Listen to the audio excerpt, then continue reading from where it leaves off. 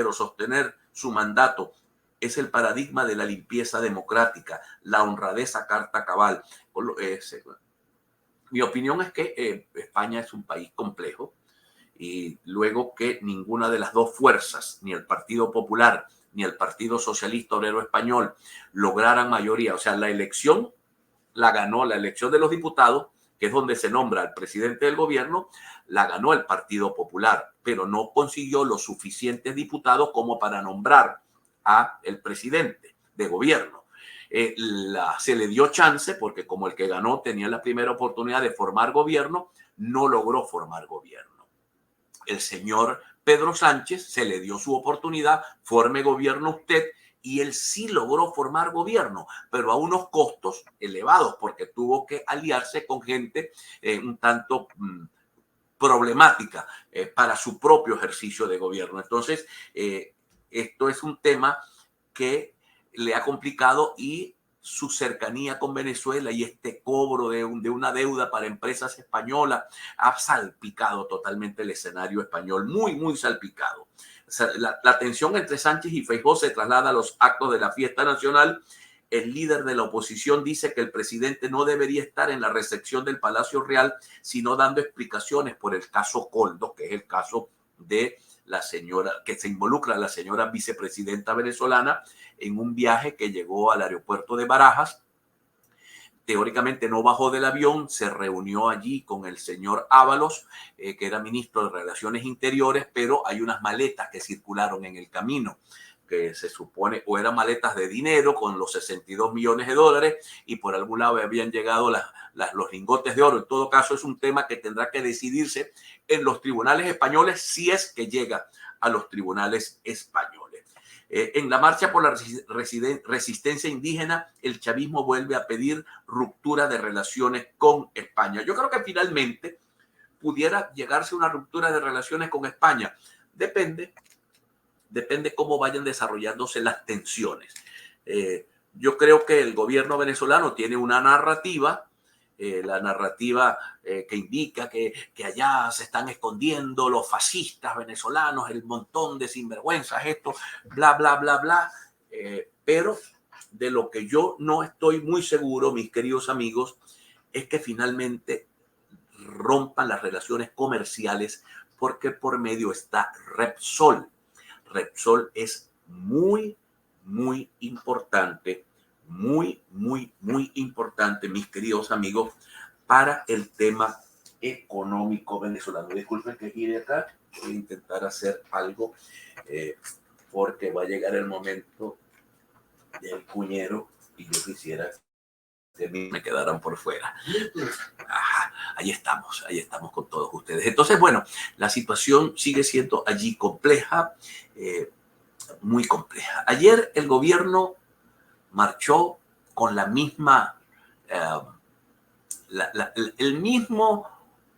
la misma monserga que yo le he escuchado a la izquierda latinoamericana, que España pida perdón, que España pida perdón. Ayer hice contacto con un especialista español, un lingüista español muy importante, un escritor muy activo, lo sigo en TikTok permanentemente, a ver si nos da una entrevista. Para que él tiene una teoría totalmente distinta con respecto a lo que pudiera ser, mis queridos amigos, la leyenda negra de que los españoles nos quitaron hasta la forma de hablar. Él dice que no nos quitaron la forma de hablar, que nos dieron la forma de hablar, que nos dieron el gentilicio, que nos dieron la forma de entendernos con el mundo, que nos dieron el mestizaje, que nos dieron la religión, que nos dieron universidades, colegios, liceos, que nos dieron mucho los españoles, y que le escuché decir a él, y esto es un tema que a mí me tocaría puntualizar e investigar un poco más para traer mejor información a ustedes. Él decía, como era virreinato, todos los bienes, las perlas, el oro que se podía sacar, los bienes, no era que iban todos para España, porque el virreinato tenía que tener dinero para manejar acá, para el presupuesto del virreinato. Y había el virreinato de la Nueva Granada, el virreinato en el Perú. En algún momento todo tenía que ver con Santo Domingo, pero luego se crearon los virreinatos y las capitanías generales. Entonces, eso tenía el presupuesto de eso, ¿de dónde salía? Bueno, salía de las operaciones comerciales o de las materias primas que se extraían de nuestro territorio. Pero acá, este tema de la leyenda negra española, el gobierno la sigue utilizando con mucha frecuencia. No la dejan de utilizar. Marcharon ayer. España debe pedir perdón. Nicolás Maduro le dice a los milicianos indígenas que deben estar bien armados para defender la paz de Venezuela. Así pues que ayer fue un día interesante para hacer populismo, mucho populismo con el tema de los indígenas y el indigenismo. ¿Qué hubiese sido un buen día ayer? Digamos, un gobierno decente, ¿no? Hubiese inaugurado una carretera que recorra todos los pueblos de la Sierra de Perijá para que los indígenas puedan bajar a los mercados su producción. Hubiese sido interesante, ¿no?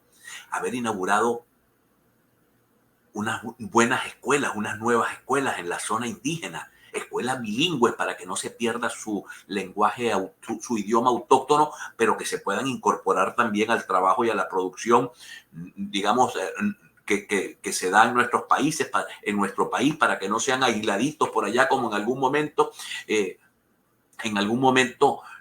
se les ha querido mantener aislados como si fuesen unas guacamayas para exhibirlas los días de la raza.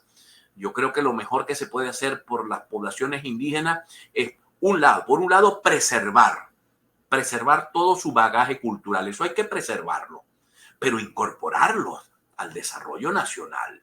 No puedes tenerlos como guacamaya. Yo recuerdo que en algún momento, mis queridos amigos, era yo un niño cuando la feria de la Chinita se hacía en Grano de Oro, en Maracaibo, en el viejo galpón del aeropuerto. Allí presentaron unos indígenas, los exhibieron, unos pemones, una cosa así. Cuando yo vi aquello me sentí una profunda vergüenza, porque finalmente el destino de los indígenas venezolanos ha sido tener presencia en las viejas novelas de Gallego sobre la misma tierra y luego ahora servir como megafonito para que el régimen se rasgue las vestiduras de la protección de un indigenismo que a la larga no existe para nada.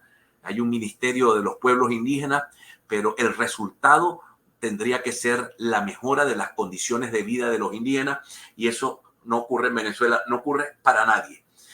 Las organizaciones no gubernamentales denuncian deterioro de las condiciones de vida de los pueblos indígenas en Venezuela. Vaya usted en Maracaibo, los que están en Maracaibo, no sé cuántos de ustedes están en Maracaibo, la circunvalación 1, con el cruce que conduce hacia Perijá, allí en algún momento los indígenas, allí están los yupa, tenían esa enfermedad del hígado, estaban enfermos y venían a curarse al hospital Chiquinquirá, pero luego aprendieron que allí podían vivir colocando una alcabala, vendiendo combustible, y los dejaron establecerse allí y se establecieron en como tener un pedacito de su territorio ahí, sin agua, sin baño, sin cloacas, sin nada, y ahí los han dejado. Luego a Arias Cárdenas se le ocurrió la brillante idea de construir unos apartamentos en el kilómetro 18 de Perijá, cuando el proceso de tránsito de la cosita donde ellos viven, porque a diferencia de los guajiros, los yupa, las casitas son pequeñitas, son un poco distintas, ¿no? Yo estuve en Saimadoye en una época, he visitado algunos de esos pequeños pueblos y entonces se traslada la forma de vida. Entonces tiene que haber un proceso de no eliminarle su cultura, pero sí incorporarlo. Es muy sabroso dormir en aire acondicionado, sobre todo en tierra caliente, como es la tierra zuliana donde viven ellos. Pero no, nada de eso ha ocurrido. Todo es puro bla, bla. Petro dice que no hubo descubrimiento de América porque antes de 1492 ya había humanos aquí. Bueno, desde el ángulo europeísta, sí hubo descubrimiento, ¿no? Porque aquello no existía, lo descubrimos. Desde el ángulo real no hubo descubrimiento, porque hubo ningún descubrimiento. Aquí había una gente viviendo. Y había civilizaciones muy, muy fuertes en el Alto Perú, en Guatemala, en México, que eran las más avanzadas de América Latina. La nuestra, los más avanzados eran los Timotocuicas. El resto éramos muy caribes, muy pescadores, muy recolectores. No teníamos necesidad de sembrar, de cultivar, y eso evidentemente eso no trae progreso. Vivir del día a día de los indígenas caribes nuestros eran una especie de, como dicen ahora, matatigres, ¿no? Voy a matar un tigrito para conseguir la comida, salgo a pescar, pesco, consigo la comida, me subo a un árbol, bajo algo de comer y me lo como y ya comí. Al no tener necesidad de sembrar y de domesticar animales, no progresaron tanto como progresaron las otras etnias que estaban en Latinoamérica. Pero ciertamente eso del descubrimiento a mí me parece, yo no estoy de acuerdo. Yo creo que el tema del encuentro de los dos mundos tiene mucho mayor sentido. Aquí había un mundo, había una forma de vivir y se encontró con aquel mundo se impuso, se impuso y convirtió en minoría a los que estaban acá. Esa fue la realidad. Esa fue la realidad. Pero en todo caso, yo estoy de acuerdo con Petro. Aquí no hubo ningún descubrimiento. Venezuela señala reservas de crudo y posición geográfica como ventaja para entrar a los BRICS. El gobierno venezolano sigue insistiendo en entrar a los BRICS. Los BRICS, ayer declaró alguien de los miembros de los países más importantes de los BRICS, que dice que ellos nunca van a convertirse